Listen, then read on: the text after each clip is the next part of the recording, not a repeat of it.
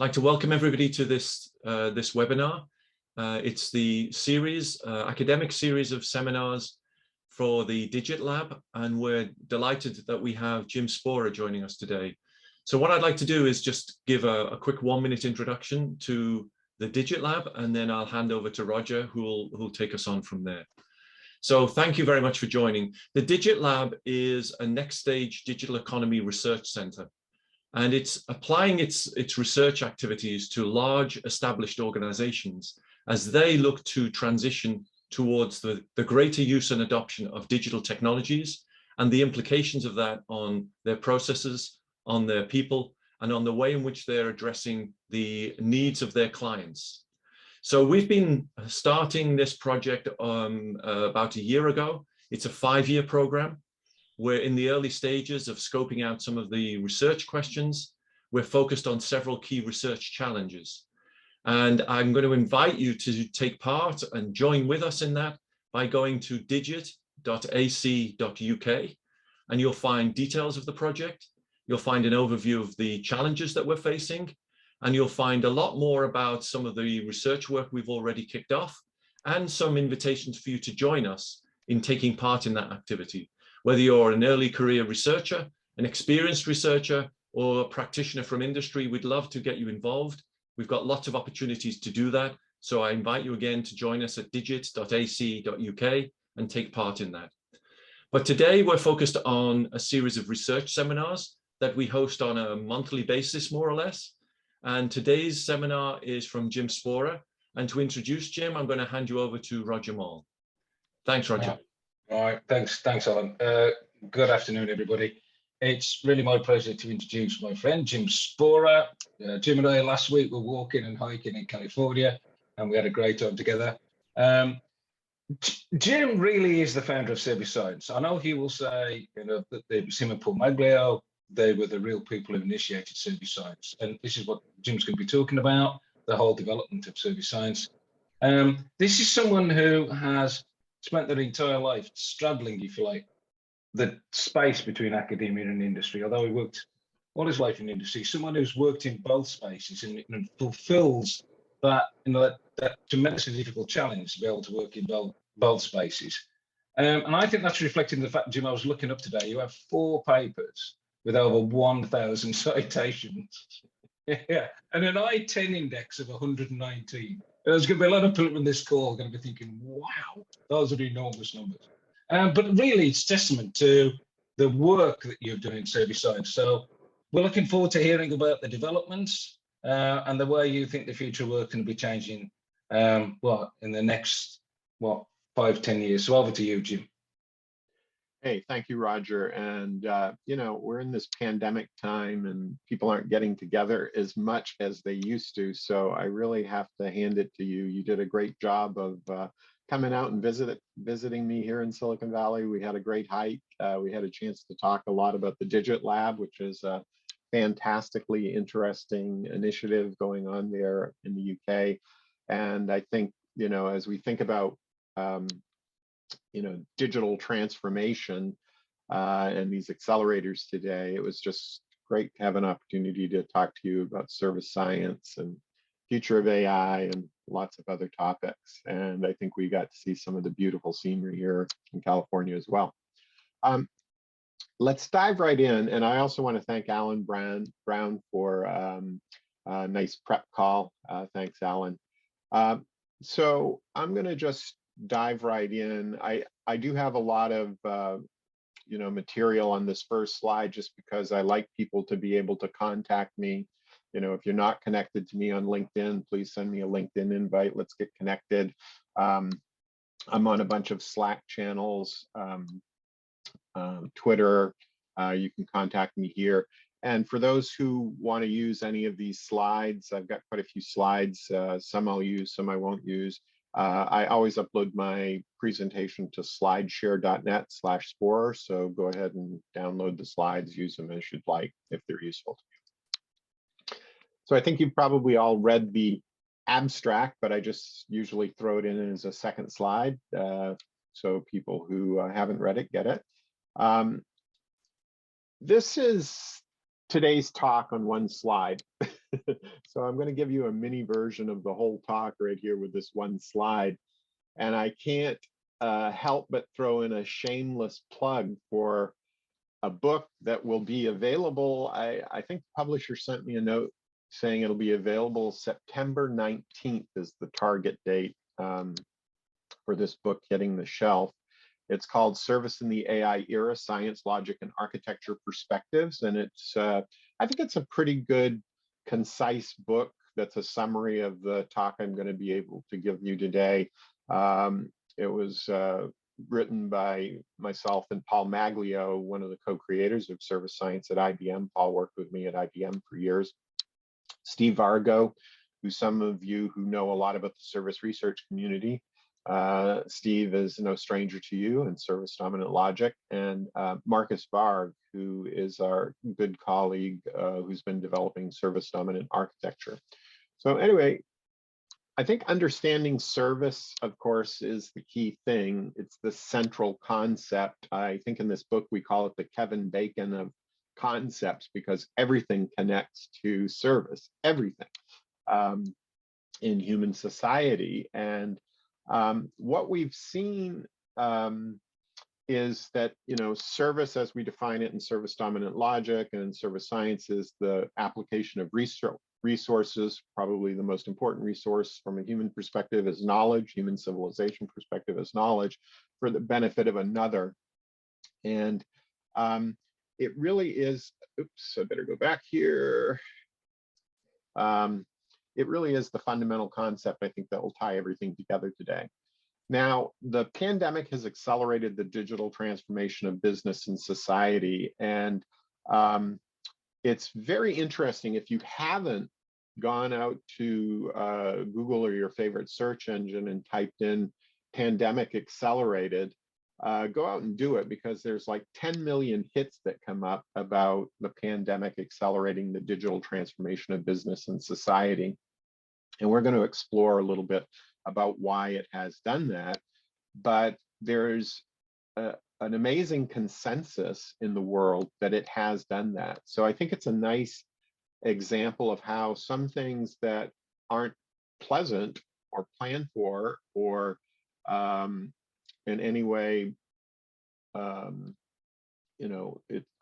pandemic has certainly caused a lot of deaths, it's caused a lot of suffering. So it's a horrible thing, but it did have the impact of accelerating this digital transformation. And I think we see it, in universities. Who would have thought universities could move online as quickly as they did? The criminal justice system moved online. Lots and lots of things were accelerated in terms of the pandemic. And what I'll get into in this talk is that the future of AI, now AI is obviously advancing, but there's some things that are coming in the next 5 or 10 years that are going to be a dramatic accelerator of the digital transformation of society. So I'll get into that. And I think, I was thinking, how should I end the talk today? And so I threw in this last bullet. I think the test of our human species, to put it really simply, is to achieve the UN Sustainable Development Goals. Why are we doing this digital transformation? Is it just to improve the productivity of the world? Is it to improve service quality? Is it innovation for innovation's sake? No, I think this digital transformation, and we'll get into this a little bit, is really going to help us achieve the UN Sustainable Development Goals. Without accomplishing a digital transformation of business and society, I think it would be very, very difficult to achieve the sustainability goals. And again, we're going to focus on service as the application of knowledge for the benefit of others. For those of you who don't know about service innovation, at ISIP, the International Society of Service Innovation Professionals, we define service innovation as improving interaction and change in business and society. And if you read this book, that's basically the focus. We in the service research community, it's a big tent. We have people from all kinds of disciplines. We have economists, we have anthropologists, we have operations research people, we have computer scientists. The service research community is a huge community, But what we're fundamentally looking at is how do we improve our interactions? How do we make them more win-win? We call that value co-creation. And how do we do that without changing ourselves, without changing people and business and governments? Changing the identity is key. And there's a recent paper, by the way, if you do download this presentation, the speaker notes have little links to URLs that take you out to the references. You'll see there's about 6 different flavors of service innovation. Everything from a product company transforming to a service business, transforming business models to subscriptions and as a service, customer interactions, that's the micro scale, all the way up to some of the biggest service innovations we've had in history, like literacy and general education, or even democracy can be viewed as a service innovation. So there's really these many, many layers of service innovation. And if you're not explicitly part of the service research community, I'd love to invite you to join. It doesn't matter what your academic discipline is. It doesn't matter what your industry sector is. We have people from agriculture and manufacturing who are all part of the service research, service innovation community. And what we're going to see when we get into artificial intelligence, and by the way, my PhD from Yale's in computer science, artificial intelligence, and I've been doing that for years. When I graduated from MIT, my first job was at an AI startup in the 1970s. So definitely service science is important to me, but artificial intelligence was actually my home discipline. And there's a lot of people in the service research community that come from an AI background, FYI. But in the second or third part of this talk, I'm going to get into in just a minute, we're going to explore the future of AI. Because AI is overhyped. There's some great stuff about AI. When we think about the digital transformation, there's some really significant things that have already happened in AI, but the best, and I think, and the biggest things are to come.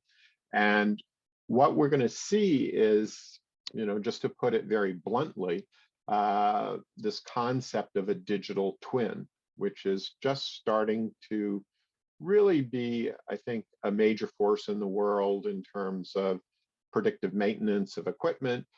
But what's going to really be transformative is when we have a digital twin of every person. And if you don't think there's a digital twin of you in the world, it means you've never bought anything from Amazon or used social media, because I'll tell you right now, if you use Facebook, Facebook is building a digital twin of you to predict the kinds of things that you want to interact with. So large companies are building digital twins of all of us, but the real transformation is going to come when we own our digital twin, when it's local to us. And this is what we call the X plus AI concept. So anyway, I just threw a lot at you on this first slide, but that's the journey that we're about to go on. So let's get on to it. First of all, consensus. We live in a world where consensus seems to be impossible, but there is consensus on one thing, which is the pandemic has accelerated the digital transformation of society. And while I don't want to spend a huge amount of time on all of the details of this, I did just want to show you some of the different perspectives and viewpoint on how the pandemic is driving the digital transformation.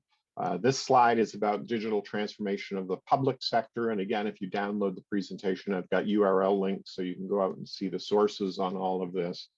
But it's across industry sectors. This is another view on how the pandemic has accelerated digital transformation. Yet another view, surveys of the pharmaceutical professionals talk about how much they think the pandemic has accelerated, the ability to use new techniques for coming up with vaccines and pharmaceuticals accelerated. This is Microsoft. I think they did a really fine job, if you go out and read the links here, of talking how the pandemic accelerated security. And as we think about, the pandemic and why it accelerated things, it didn't just accelerate things in business. It didn't just accelerate things in government, but it accelerated things for us as individuals and our families and our household, working from home. I remember, pre-pandemic, my wife was saying, we are probably the only house in this neighborhood that doesn't have a security camera. And I said, oh, we don't really need a security camera. And I was like a Luddite. Of course, now we have a security camera. I mean, it's so easy now to put in a security camera, and the security cameras, you just download the app. You don't even have to run a wire to them. They have a battery. Battery goes for 3 to 4 months, and there's built-in AI. It tells you, my son and I have fun because we put one up in the house, and, it recognizes our cat. When our cat's playing in the room and we're off, taking a hike, we can bring up the phone. So, and a lot of people installed them because we're getting more deliveries, of course, and, we don't want someone to steal something from your front porch. You want to have, a camera there.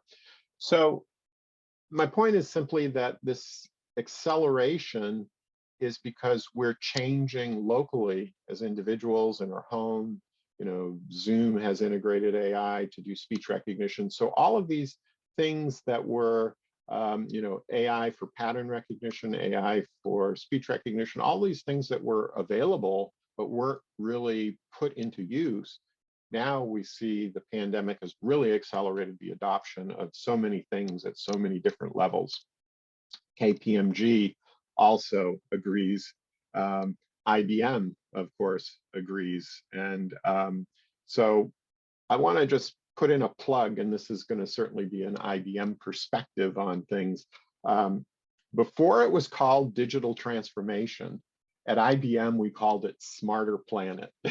And for those of you who don't know about Smarter Planet, we had all these icons of, building smarter cities and smarter education, and it wasn't just IBM. Cisco had its version of this. Oracle had its version of this. All the IT companies were had initiatives which we could see how new digital information technologies were going to be transforming every industry sector. Every part of society was going to be transformed to be more productive, higher quality.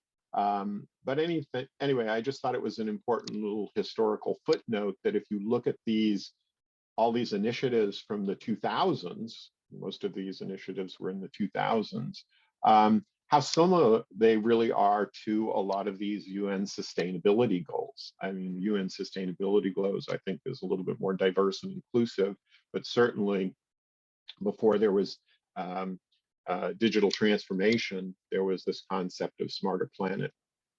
Let's talk a little bit about service science, and I'm making a kind of a abrupt transition here, but service science, for those who aren't familiar with it, came out of an initiative that we started at IBM. Certainly,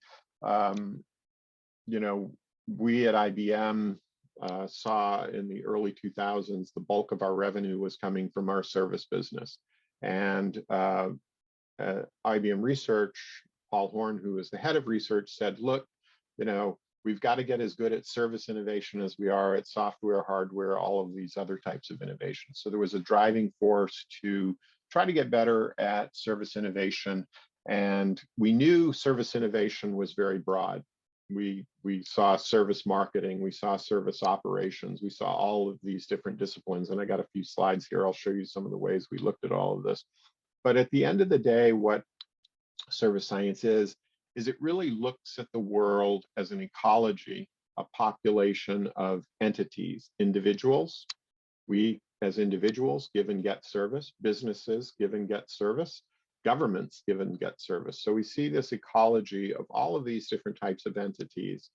And that's a pretty powerful concept already right there, that if you use the abstraction that entities with capabilities are getting and giving service.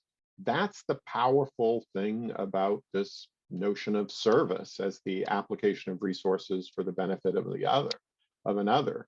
And then the secondary aspect of this notion that there's something similar about people, businesses, even universities, all organizations, you can look at them in terms of the service they receive, the service they give. It's really the service for service exchange between entities that is the, to use a big term, the autocatalytic property that allows civilization to expand. And it's the more we can create these win-win interactions, non-zero sum interactions, that causes the service ecology to increase. And so we look at these entities, and again, entities or actors, if you prefer that term, have an identity. And this is going to be very, very fundamental. So notice that entities have an identity, because when you change an identity, that's a hard thing, and so pay attention to that. And then we have these interactions, and the interactions are governed by value propositions. The only special type of value proposition is governance mechanisms, which is governments are allowed to use coercion to achieve an interaction, pay your taxes or go to jail. The evolution of civilization to get more and more win-win games, we've sort of said only governments should be able to use coercion to basically force an entity into a value proposition. And then there are outcomes. And, if you look at entities interacting, you can have win-win, you could have lose-lose, win-lose, and so forth. We, in the service science community, we've actually come up with many more possible outcomes, because you can have interactions where justice is served, justice isn't served. You can have all kinds of different types of interactions. So these are the fundamental concepts in service science that we put together. This is another view of service science, in the sense that it really is to solve these interaction and change problems requires all academic disciplines. So here on the left, we have a list of, when you think about the stakeholders, the customer, well, you think of marketing and behavioral sciences. When you think of the provider, you think of the management sciences and operations. When you think about the authority for the governance mechanisms, you think about political science and public policy. When you think about your competitors, you think about learning from your competitors and game theory. And the types of resources that we look at are people, technology, information, and organizations. Again, you see there's disciplines associated with all these different types of resources, change and value. And we look at these across all of the different types of systems, the transportation system, the utilities, the food, the electrical energy systems, cloud, business, retail, and governance. So this is just another view of how broad service science is. Now, I'm sure many of you on the call who are interested in digital transformation know about data science. And this is how we sort of look at service science is, the transition from data to knowledge is what science is good at. The transition of knowledge to value is what engineering is good at, but you need management across the full spectrum. So sometimes we call service science management and engineering. And this was our original formulation of service science at IBM. We did a lot of work with governments around the world when we were establishing service science, because more and more developed countries were seeing a larger and larger part of their GDP was in the service sector. And so we came up with a framework for increasing education about service science and service innovation. And again, our journey at IBM into service science was a result of just this large growth in our service revenue at IBM. And I just want to say where we're going a little bit in this talk is we're heading towards this notion of all service system entities, people, businesses, universities, and governments. We're all developing, we're getting digital twins of all of these systems. And these digital twins, you can think of them as simulations, predictive analytics for all of these different types of entities. And as part of the service science mission, and this slide just shows this, there's a certain set of questions that we ask, like what expertise does a service scientist require? What degrees can a service scientist earn? Ultimately, what tools will a service scientist need to have to do good service innovation?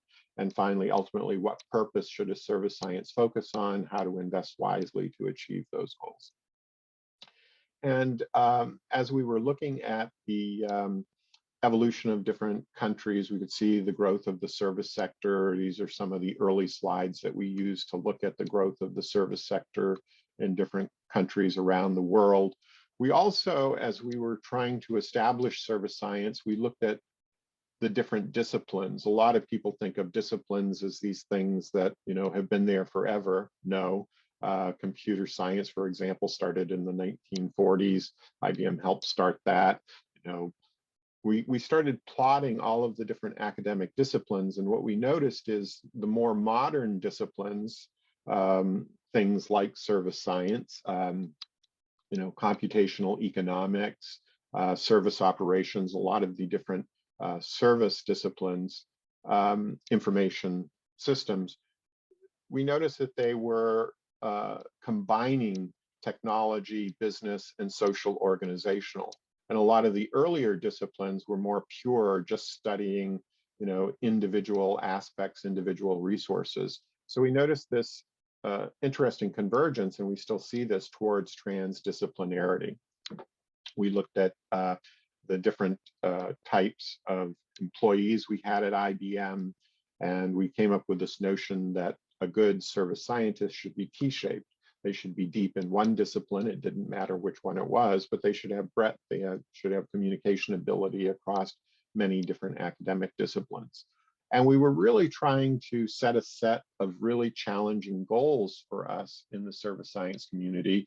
Every discipline, you can define it in terms of what questions are you trying to answer, what are the data sets that you're using to try to answer those questions. And I think at IBM, it's not surprising, we certainly, everybody at IBM knows about Moore's law and how IT systems keep getting better and better over time. And one of the big questions we were asking ourselves, is there a Moore's law for service systems? Is there a way that we can start thinking about how education will get better year after year, how transportation will get better year after year? How do we start thinking about continuous improvement the way we can think about continuous improvement in computational systems? So this was one of the ground challenges that we really focused on. And I think we made some progress on this grand challenge by thinking about all service system entities are investing in becoming better future versions of themselves. And what do we mean by that? If you look at a business, and this is certainly how we operated IBM at that time, we had three types of investment. We had investments in what we called run, just the routine stuff that we had to do. We had investments in transformation, where we were transforming our business to a better practice. And we had investments in innovation, where we were trying to really innovate entirely new types of knowledge. And when you start looking at individuals, governments, any type of service system entity, any type of responsible actor, you can start seeing how much of your time do you spend in each one of these activities, and how do you shift that investment over time, and how does that change the identity of the service system entity? So we did make a little bit of progress on that, and this is one of the, I'd say, still very, very current areas of research and service science. I've written a couple papers about it recently, and we certainly include this in the book, Service in the AI Era, because part of our belief is that as all of these service system entities get digital twins of themselves, that investment for change is going to become much more systematic, and we can accelerate it even further. I'm not going to go through a lot of these slides, but they just, here for resources when you download them if you want to look at this. Again, a lot of people think about service science and says, well, isn't service science kind of like everything? And in a way, it is everything in the social world, because if you look at these service system entities, the businesses, the governments, the people, you can study them from all of these different disciplinary perspectives. I just want to give a little bit of the timeline for solving AI. So when can we expect to have these digital twins of all of the service systems that will be helping us invest more wisely in the change of these? And if you can, this slide right here is sort of my version of Moore's law, and it basically shows us here in the early 2020s with, well, I guess each of these on the horizontal is 20 years. Each of these on the vertical is the amount of money, and the diagonal is Moore's law. So our human brain is an exascale of computing, a billion instructions per second. And we get to an exascale if Moore's law continues by about 2060 at $1,000. Right now, an exascale costs hundreds of millions to have a computer with an exascale. But if Moore's law continues by about 2060, we get to an exascale. So we're looking at the cost of the digital worker, the cost of digital twins, decreasing over the next roughly 40 years. And this is based on, essentially the physics of computation. And this is a good thing if you're an entrepreneur, because it's going to make it cheaper to hire labor, these digital workers. And so this is, over the next 40 years to get to an exascale at $1,000, we're going to see this cost of a digital worker go down.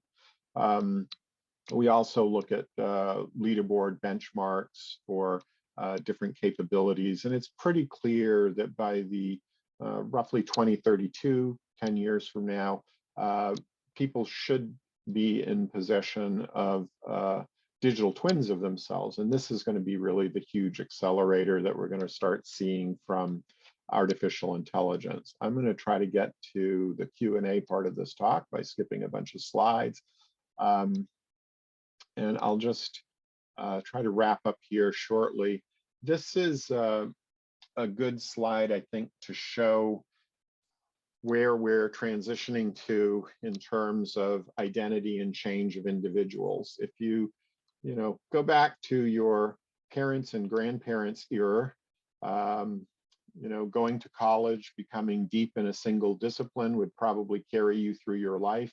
Today, we're in a more rapid change portion where people change jobs, change specializations. This is what we call T-shape, and we're moving into this arena of transdisciplinarity, where people will have their digital twin, their AI system. And this is from a book by McGowan and Shipley called The Adaptive Advantage, that looks at the future of skills and expertise. And what I want you to be thinking about, of course, is that it's not just people that are going to have a digital twin. It's going to be businesses will have digital twins, nations will have digital twins that will help guide the investment in the shift from run, transform, innovate. So the basic idea is it shouldn't take a pandemic for us to shift our behaviors to take advantage of things. The pandemic was a forcing function, but what would it take to get us to a point where we were systematically investing in these changes to get the benefits of these technologies? And I think I'm going to go ahead Roger, and end there because I wanted to leave quite a bit of time for questions. I've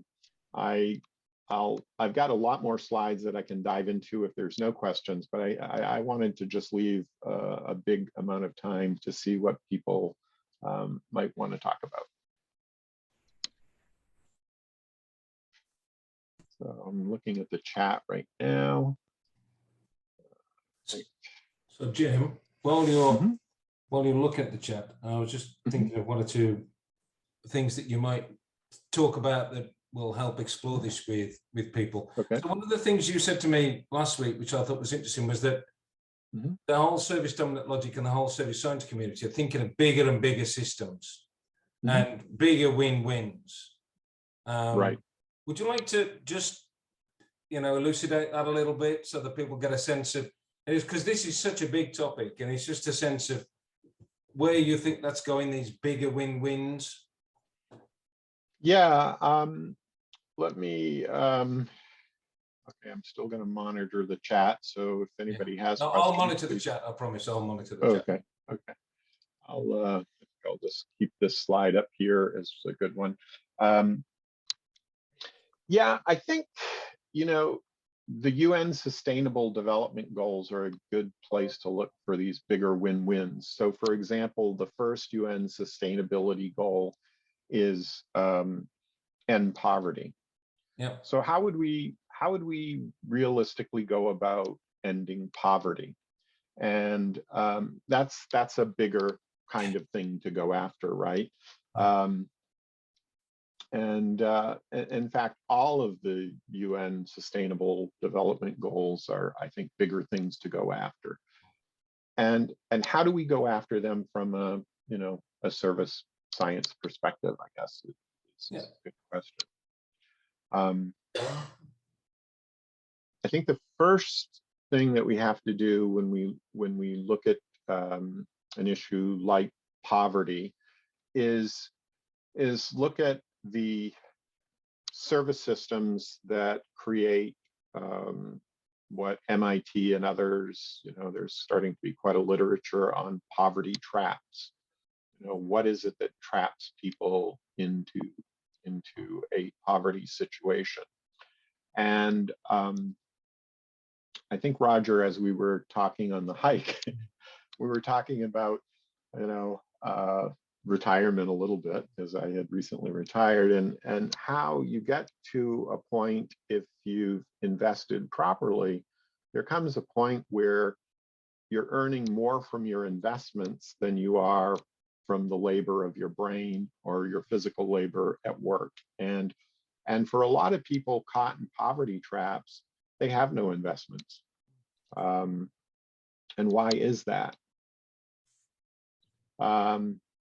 Well, and how could you change the system? So if you do go out and start researching some of this, I've been looking at a lot of the MIT lectures on poverty traps and how to overcome them. One of the proposals that's on the agenda that folks were looking at is if every time a person bought something, 1% of, it doesn't matter whether they're buying alcohol and cigarettes or McDonald's hamburgers, whatever, if 1% of that went into a central bank retirement fund for that individual over just a couple generations, individuals would have that kind of investment security.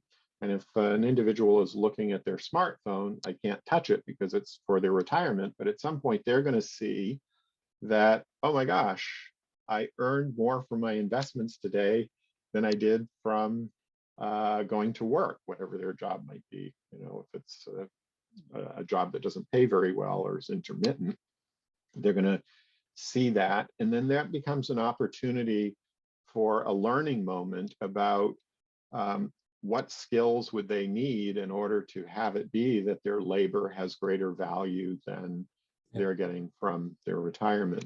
So anyway, without going too deep into this, there's some papers in the works, obviously, on a lot of these. How can service science be applied to and service logics be applied to achieving the UN Sustainable Development Goals. And I should put in a plug for the Serve CoLab, which is looking at issues like immigration and lots of other issues that underserved populations have, and starting to apply some of the same techniques that we were using to improve business, and thinking about the systems improvements in businesses. How do we start applying those to achieving the UN Sustainable Development Goals? So Roger, I don't know how I did just now, but that was some of the thinking about how we might start applying some of these,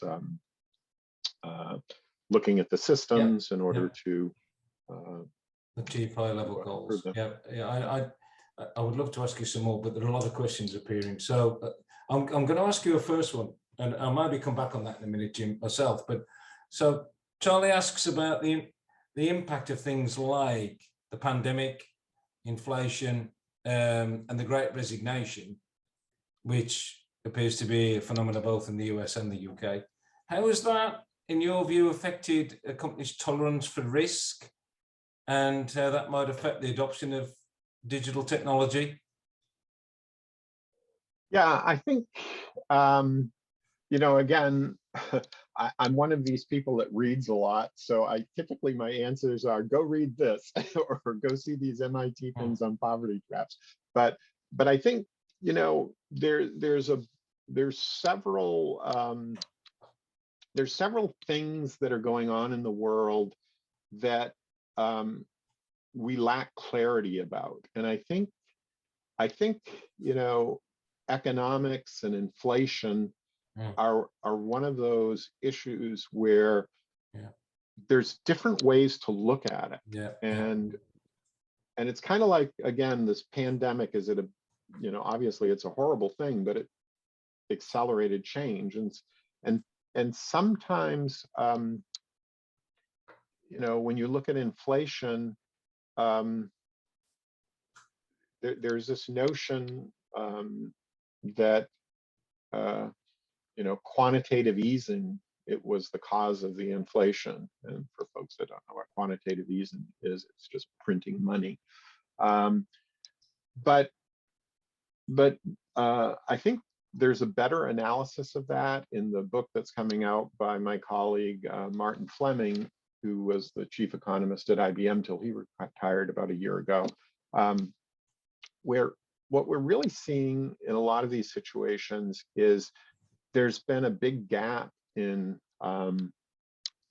people's pay not keeping up with the profitability of companies. And so what we're seeing now with the pandemic, it had a big effect on worker engagement. And a lot of people decided they were going to change their approach to work as a result of spending more time at home, maybe reconnecting with family. There were a lot of factors going on here, and it's hard to really simplify and summarize it, but I'll just say my view is that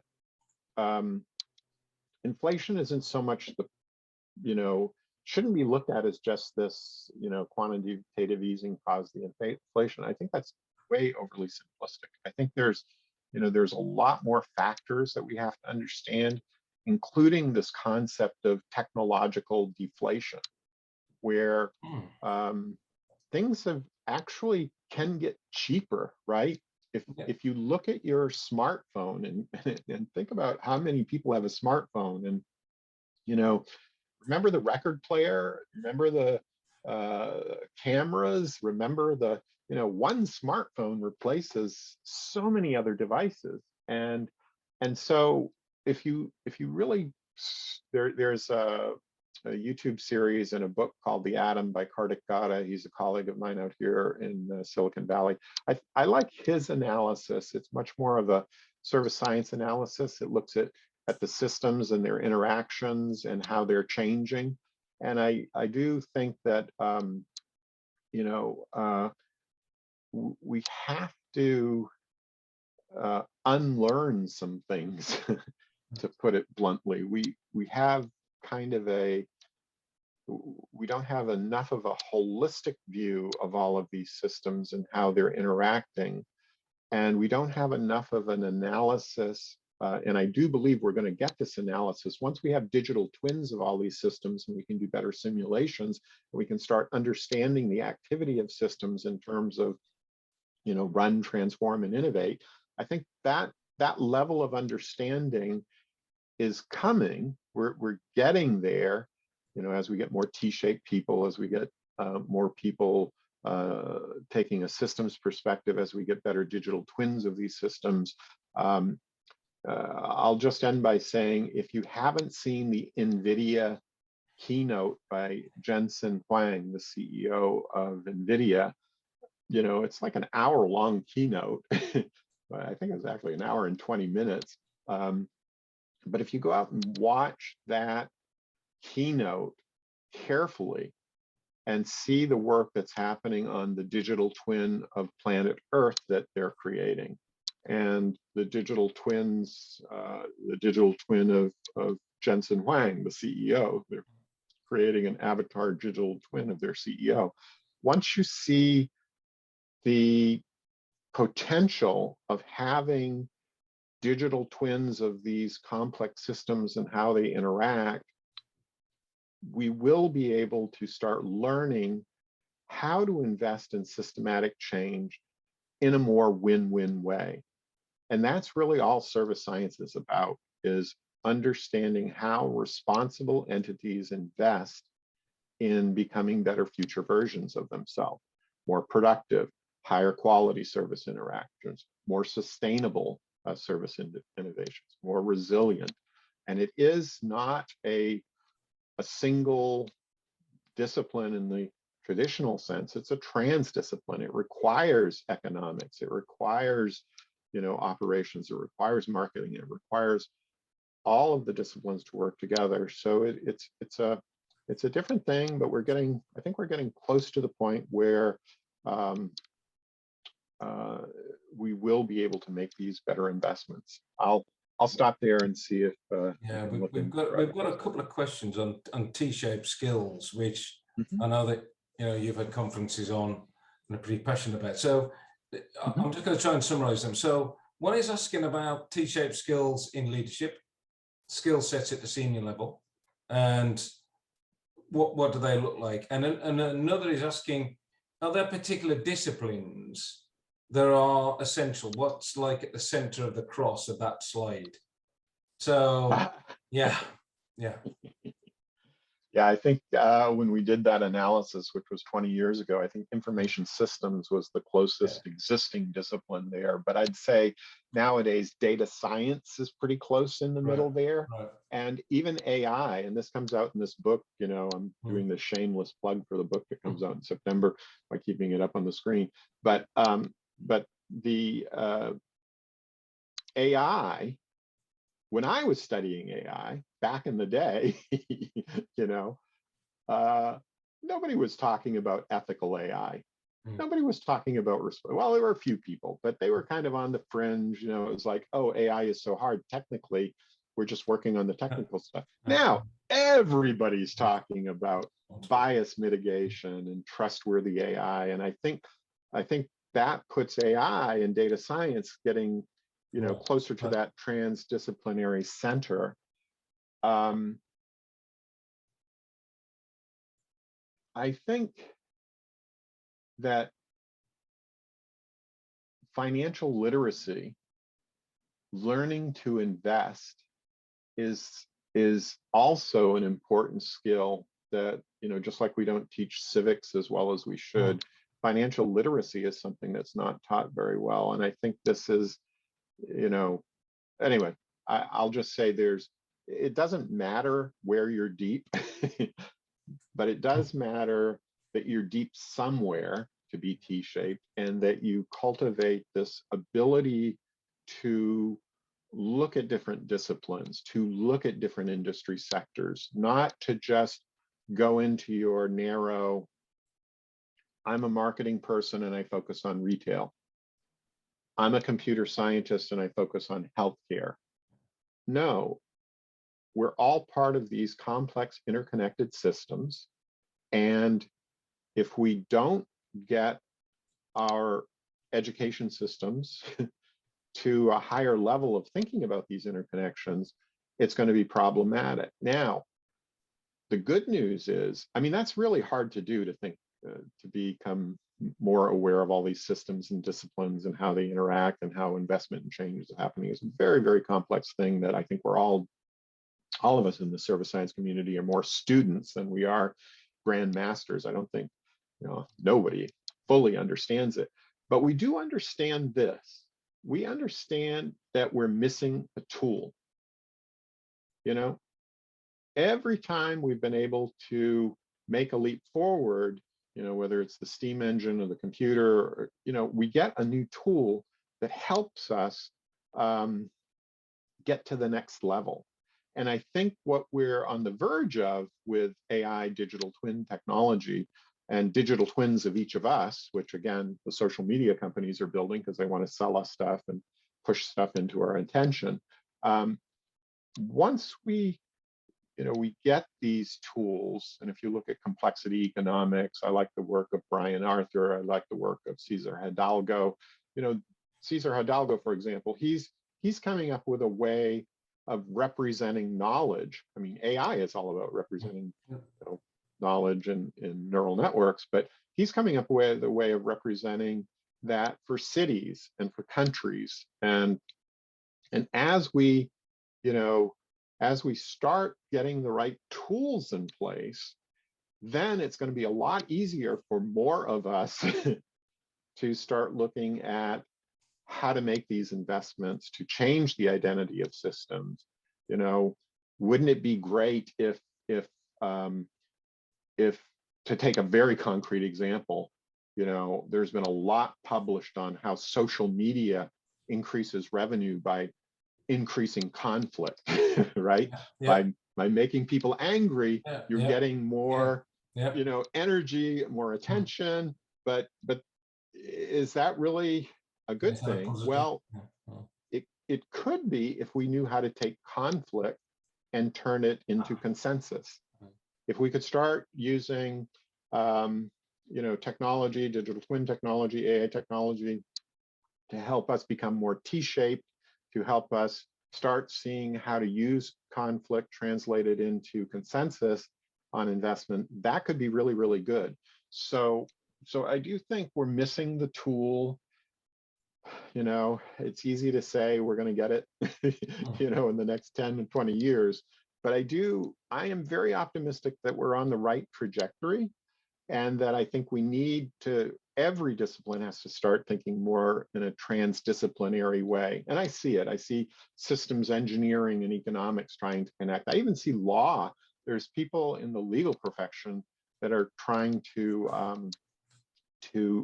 move law into more of a transdisciplinary mode. So I'm very optimistic, and I know we're running out of time. We are. No, I am going to have to draw you to a halt. I think what we've got is a number of other questions, and I know you're a very kind human being, and I'm going to suggest that, if you don't mind, that and I'm sorry, Andy, in particular, because you were the next one, that if these people, want to email you directly, I'm sure you can start up some great conversations around, there are some interesting questions in here about how disciplines develop and what the important ones are for service science, and where AI is developing and emerging, and where it's going to go to next, and all of those sorts of questions, which I know you've got lots of views on, and can help people with. So hopefully that conversation will continue, and people can contact you. I'm sure you've got your contact details on there somewhere, Jim. Yeah. It's just my last name at gmail.com. Doesn't get much easier than that. Yeah, you're one of the early ones. I want to thank you very much for the wonderful, it was like a conversation. We've had a conversation around the challenges in the development of service science, and where service science is now. We're all going to promote your book. I know you talked me through it. I think there are lots of very big ideas in there. I think there's some great economics in there. I think there's some really interesting sort of graphs and models of how things will develop. And I think that will be useful for teaching and research for people. So I do recommend. Well, I have to put in a plug for Martin Fleming's book again, because he's got more of the graphs and charts. We tried to keep it really, really basic and simple in our book, but Martin has really taken a look at these industrial revolutions and worker engagement. So I'll put a plug in for his book, and maybe you can get Martin to speak in this series. We might do. We might do as the economist at IBM. It's now 3 o'clock, and I know people have to go. Many people will be teaching, and I've got other meetings. But I want to thank you again.